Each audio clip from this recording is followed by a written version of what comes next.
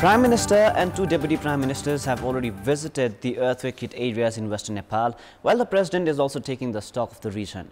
According to our correspondent Ramesh Thamala, who has been reporting from the disaster site, high-profile visits to the disaster site has been hindering the rescue, relief and resettlement efforts.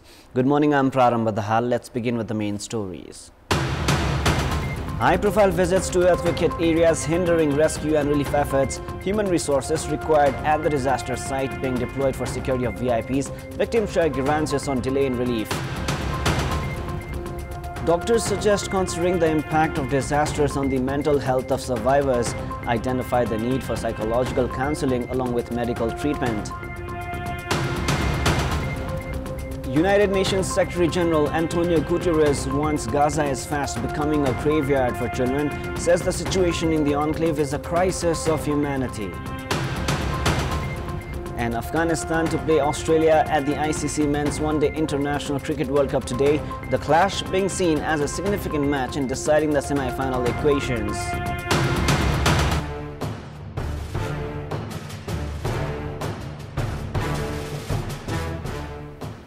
President Ramchandra Paul is visiting Jazarkot today to take stock of the situation in the earthquake-hit region. President Paul is visiting Jazarkot headquarters, Thalechor, this morning. Administration officials and security body personnel who were deployed to the earthquake-hit region for rescue and relief efforts have been asked to manage the security of the president. High-profile visits to the disaster-affected areas have hindered the distribution of relief materials to the earthquake victims and also affected resettlement efforts. The earthquake victims have expressed their grievances, saying that they have not received relief assistance despite the visits of high-ranking officials, including the Prime Minister, Deputy Prime Ministers and Ministers. The quake victims have complained that they had not received adequate relief materials despite the assurances. 35,000 families of 13 districts have lost their homes in Friday's earthquake, with Jazarkot as its epicenter. According to the Ministry of Home Affairs, the highest number of houses were damaged in Rukum West. 16,500 houses have been completely destroyed in Rukum West, while 9,961 were partially damaged. A total of 1,170 houses have been brought down to rubble in Jazarkot, while 7,166 have suffered partial damages. Fear has intensified among the local residents after another aftershock with its epicenter in Ramidara of Jazarkot was recorded yesterday. According to the National Earthquake Monitoring and Research Center, an aftershock measuring 5.8 magnitude was recorded at 4:31 p.m. last afternoon. At a time when rescue and relief efforts were underway, the local residents had to take refuge at open spaces because of the aftershock. Yesterday's aftershocks injured 2 individuals in Veri Municipality, Ward Number 1, and 2 more in Veri Municipality, Ward Number 4. A few houses have been damaged in Sirpachor and Dholakot. District Administration Office, Jazarkot, has said that 1 house in Veri Municipality and 3 of Panchkatia were also damaged.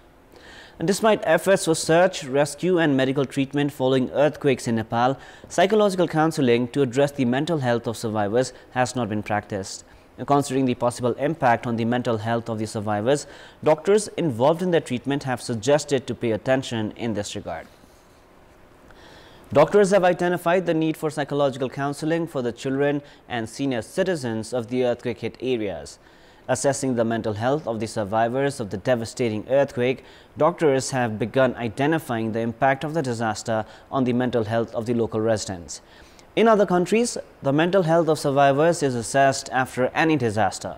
The local residents of Western Nepal have lost their family members and relatives, their house, jobs, education and properties because of the earthquake. This could create a massive impact on their mental health.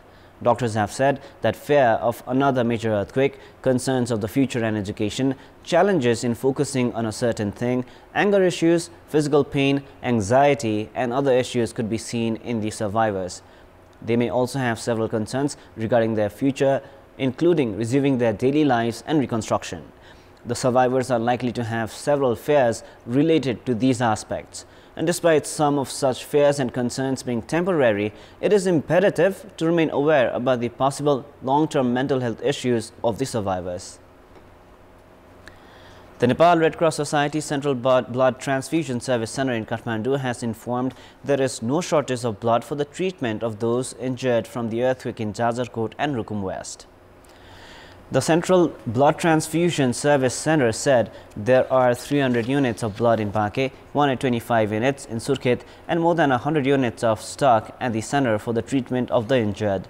The center has also said there will not be any shortage of blood as sufficient blood collection is being carried out on a daily basis. Although there was some shortage of blood right after the Dasai holidays, there is sufficient supply of blood now as blood donations have increased.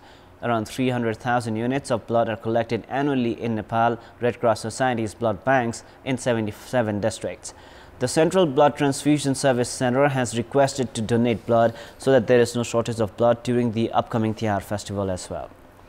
In our Public Voice segment, we had asked what should be done to provide the committed aid and relief for the earthquake victims in a timely manner. Let us now take a look at what they had to say.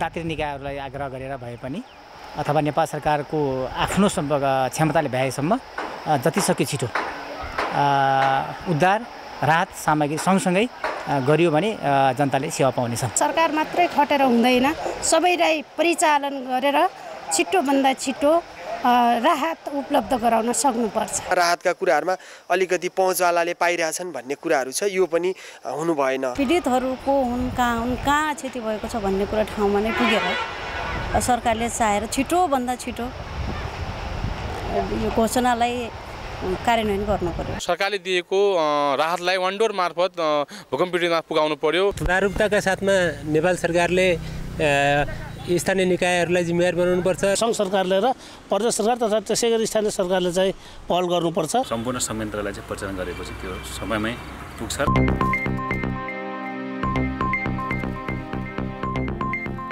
The National Planning Commission has begun collecting recommendations from provinces for its 16th five-year plan. The National Planning Commission collected recommendations from the province governors, representatives of the private sector and experts of Bagmati and Madhya provinces yesterday. Member of the commission, Prabhu Burathoki, has said that recommendations from other provinces, excluding Karnali, are to be collected by mid of November. A timeline for recommendation from Karnali has not been set because of the devastating earthquake. The 16th five-year plan will come into implementation from the coming Nepali month of Shravan. Officials of the Commission have said that maximum efforts have been made to ensure the efficiency of the 16th plan. The government has been facing criticisms for the lapses of the 15th plan. Time now for our segment Public Polls, where you text us with your opinion. Public Polls. The question is, what should be the priority of the 16th five-year plan? Your options are A. Create job opportunities, B. Increase production, and C. Sustainable development. The voting is on. Type NEWS, select your option A, B or C and send it to 34001 to share your opinion with us. Now, action has been taken against two business persons in Hitoda who had hidden sugar in godowns to create an artificial shortage. They have been fined 1 million rupees. During market monitoring, 11 sacks of sugar were confiscated from Hilalal Dhar Sansar and Mini Departmental Store in School Road, Hitoda, after sugar was not being sold, although it was in stock. Makwanpur Deputy Chief District Officer Jharendra Chapagai informed that Hilalal Shah's departmental store was fined 500,000 rupees. Likewise, a sack of sugar was confiscated from Hitoda's street trading and the store was fined 10,000 rupees.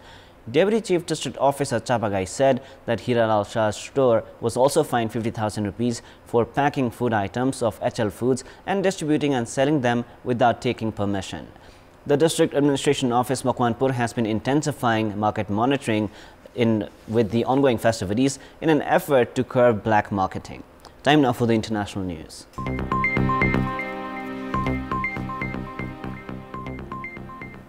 United Nations Secretary General Antonio Guterres has warned Gaza is fast becoming a graveyard for children. Guterres yesterday warned that the situation in the enclave was more than a humanitarian crisis, adding that it was a crisis of humanity. On the eve of the first full month since Hamas launched its attack on Israel and the Israeli military responded with retaliatory strikes, Guterres told a news conference that hundreds of girls and boys are repeatedly being killed or injured every day. Guterres again called for an immediate ceasefire. His remarks were criticized by Israeli Foreign Minister Eli Cohen. As the fighting enters its 5th week, it shows no sign of easing, with the latest figures from Gaza's Hamas-run health ministry suggesting 10,022 people have now been killed in the enclave, including 4,104 children since Israel's campaign began. Israel began bombing Gaza after Hamas killed more than 1,400 people in Israel and kidnapped more than 200 others. Australian Prime Minister Anthony Albanese says there has been significant progress in relations with China after talks with President Xi Jinping in Beijing. Albanese, who landed in Shanghai on Saturday, is the first Australian leader to visit China since 2016. The 4-day state visit is seen as a key point in thawing relations after a string of trade and security disputes. Trade is at the top of the agenda. Welcoming Albanese to the Great Hall of the People, President Xi said China and Australia stood to become trusting partners and were on the correct path of improving and developing relations. Both men pledged to continue working in the mutual interests of their countries following years of tensions. She told Albanese that Beijing hoped to fully develop the potential of the China-Australia Free Trade Agreement. The Australian Prime Minister's trip follows a diplomatic deep freeze prompted by Australia's calls for an investigation into the origins of COVID-19 and economic sanctions enacted by Beijing on key Australian exports such as beef, wine and barley. It also coincides with the 50-year anniversary of Gough Whitlam's iconic visit to China to meet Mao Zedong in 1973, marking the first trip by an Australian Prime Minister after the establishment of diplomatic ties. A small group of protesters clashed with riot police in Madrid over a potential amnesty for people involved in Catalonia's failed 2017 independence bid. Crowds gathered outside the party headquarters of acting Prime Minister Pedro Sanchez, holding banners and chanting. Sanchez, struggling to form a government 3 months after an inconclusive election, agreed a coalition deal with the left-wing Sumar party last month, but still needs support in the parliament from smaller parties, including Catalan and Basque separatists, to win an investiture vote. The potential amnesty, pending crucial Puigdemont's Junts party last-minute negotiations, has unleashed a political storm in Spain, with mainly conservative opponents holding large protests and accusing Sanchez of jeopardizing the rule of law for his own political gain. The founder and chief executive of one of the biggest dating apps in the world is stepping down after nearly 10 years in charge. Whitney Wolford, who created the company Bumble in 2014, will become Bumble Inc.'s executive chair. She will be replaced by Slack boss Lydian Jones, who will take up the role in January. Wolford said she was passing the baton to a leader and a woman she deeply respects. 34-year-old Wolford became the world's youngest self-made female billionaire when she took Bumble public in February 2021. She created the company in 2014 and differentiated the app to rivals by putting women in control of interactions.